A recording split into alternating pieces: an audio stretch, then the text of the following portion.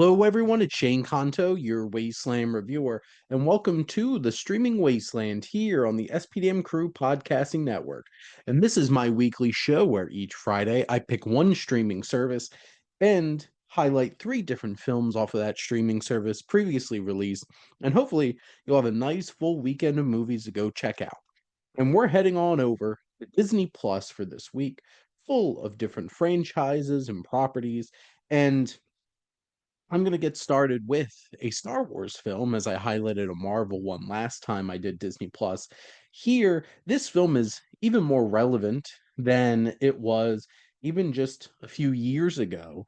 And generally, I try to pick films that are over 10 years old, but not exactly the most like attached to that rule, especially as some of these streaming services I might have to get a little creative. But this one is just under that 10-year mark, hitting 9 years this year. And that's wild to me because I remember when I went to go see it, and that is Rogue One, a Star Wars story. Why is this more relevant now?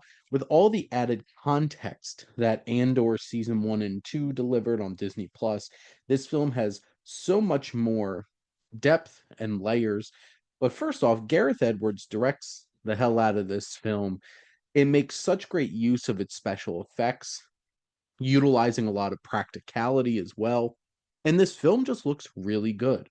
And it's certainly not exactly a John Williams score, but you do have Michael Giacchino who comes in and delivers a really effective and engrossing score as well. And you have this tale of this group of ragtag characters who come together to steal the Death Star plans and try to get them to the rebellion, leading right into the chase at the beginning of Star Wars, the original film. And this cast of characters is very intriguing with Felicity Jones's Jyn Erso, who's she's a rebel for sure. Diego Luna's Cassian Andor, who has so much more depth and layers to him after watching this series on Disney Plus. Alan Tudyk is just incredible as K2SO, one of the best droids in all of Star Wars. You have great supporting turns from like Donnie Yen, who takes a different kind of approach to the Force and everything, and his character was really great. But you have the likes of like Forrest Whitaker as Saul Guerrero, who delivers such a strange and interesting performance. Ben Mendelsohn is so fantastic as Orson Krennic, who is on their tail. Mads Mikkelsen is Jalen Urso, who created this whole Death Star plans and everything. And this film has a really interesting way that it incorporates into the greater Star Wars universe with Mon Mothma and Bail Organa and even Darth Vader. And that last sequence with Darth Vader is insane and one of the coolest things ever put in a Star Wars project. And generally you really get the emotion now, especially after Andor. Just all this added depth to these characters, and the tragic ending that's also hopeful because they accomplished their mission, but they didn't end well for all of our heroes of this story.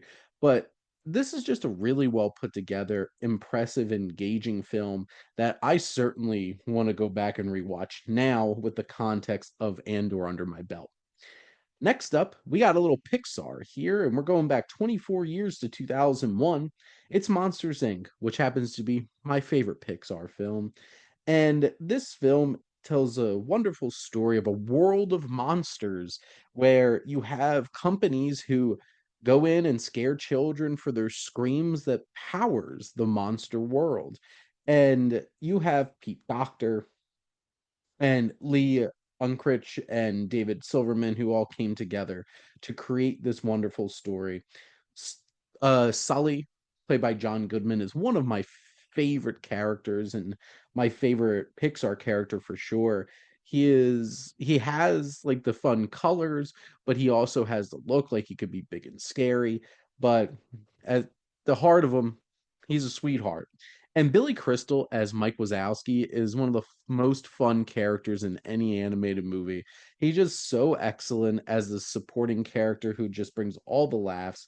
Then you have the likes of Steve Buscemi and James Colburn as Randall and Mr. Waternoose, who bring some terror to this, and there's some really freaky characters and intimidating performances. But little Mary Gibbs, who plays Boo, is the most adorable little girl in almost like any movie. It's just absolutely wonderful. And her connection with Sully is so earnest and beautiful, all the way up to like the very end, get a tear in your eye. But the world building of this is so incredible with all the different types of monsters.